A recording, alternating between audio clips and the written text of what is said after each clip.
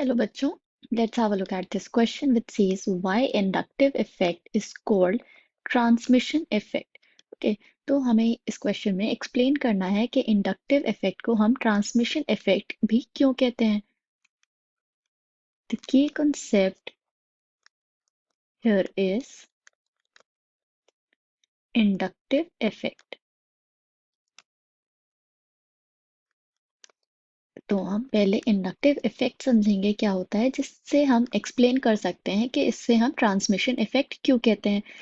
तो inductive effect क्या होता है? It is the development of permanent dipole in a molecule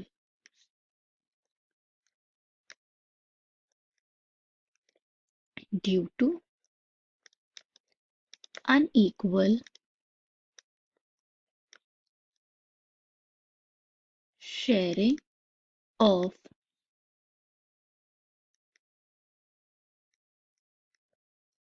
electrons. Okay, तो जब किसी मॉलिक्यूल में जो एक बॉन्ड फॉर्म होता है बिटवीन टू स्पीशीज या टू एटम्स, उनके बीच में अगर अनइक्वल शेयरिंग ऑफ इलेक्ट्रॉन्स हो रही है उसकी वजह से उस मॉलिक्यूल में परमानेंट डाइपोल डेवलप हो जाता है. मतलब पोलैरिटी डेवलप हो जाती है, एक negative charge and positive charge develop हो जाता है. This is known as inductive effect. So this effect can arise in sigma bonds. तो सिग्मा बॉन्ड्स जो फॉर्म होते हैं, मतलब कि सिंगल बॉन्ड, तो उनमें जब अनइक्वल शेयरिंग होती है उसकी वजह से इंडक्टिव इफेक्ट होता है. तो ये किस वजह से होता है कि जब ग्रुप्स अटैच होते हैं किसी भी मॉलिक्यूल में, फंक्शनल ग्रुप्स, तो वो दो टाइप के ग्रुप्स होते हैं. तो फर्स्ट क्या होते हैं? Electron withdrawing groups and electron donating groups. Okay, तो इलेक्ट्रॉन विदड्रॉइंग ग्रुप्स की वजह से जो इफेक्ट होता है उसे हम क्या कहते हैं? Minus I effect.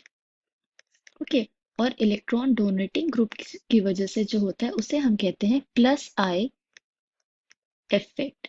राइट, तो इसे हम एक एग्जांपल से लेके समझेंगे कि ये किस टाइप के ग्रुप्स होते हैं, electron withdrawing group and electron donating group, and minus I and plus I कौन से इफेक्ट्स होते हैं. Right, so let us take an example of a compound जिसमें CH3 CH2 COO. ओके, तो सपोज ये एनायन है, कार्बोक्सिलिक ग्रुप का anion है जिसका डीप्रोटोनेशन हो चुका है. तो यहाँ इलेक्ट्रॉन डेंसिटी ज़्यादा है ऑक्सीजन पे, इस पे नेगेटिव चार्ज है. तो ये क्या करेगा? इलेक्ट्रॉन डोनेट करेगा, डेंसिटी डोनेट करेगा. तो ये कौन से ग्रुप्स हो गए? Electron donating groups. Electron donating groups ये क्या करते हैं? ये इलेक्ट्रॉन डेंसिटी को इंक्रीज करते हैं.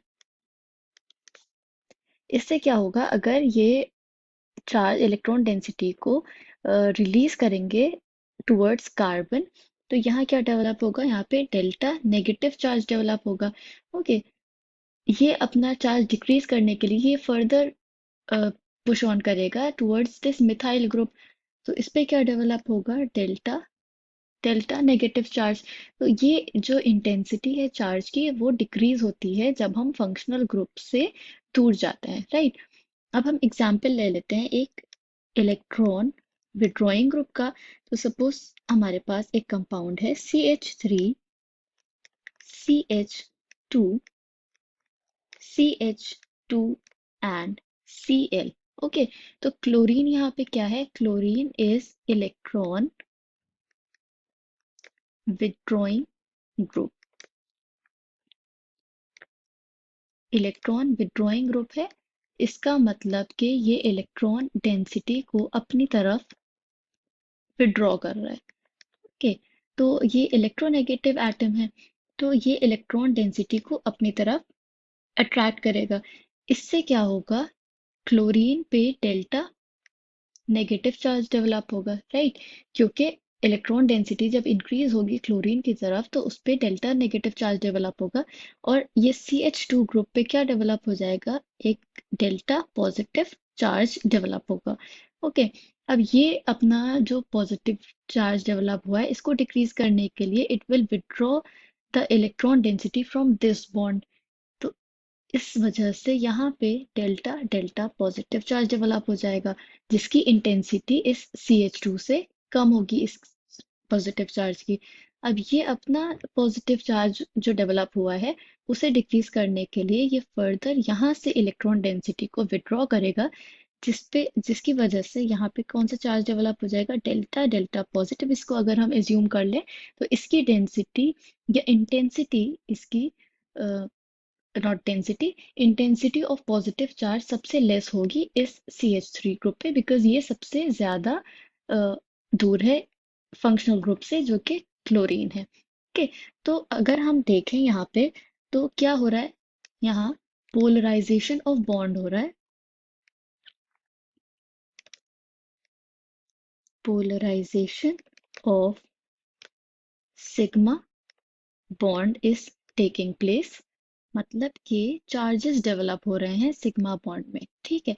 और ये चार्जेस क्या हो रहे हैं, ये ट्रांसमिट हो रहा है बिकॉज ये जो ग्रुप्स हैं वो अपने डिक्रीज को कम करने के लिए, जो इस पे पॉजिटिव चार्ज जो डेवलप हुआ है उसे कम करने के लिए फर्दर ग्रुप से विड्रॉ करते रहेंगे इलेक्ट्रॉन डेंसिटी।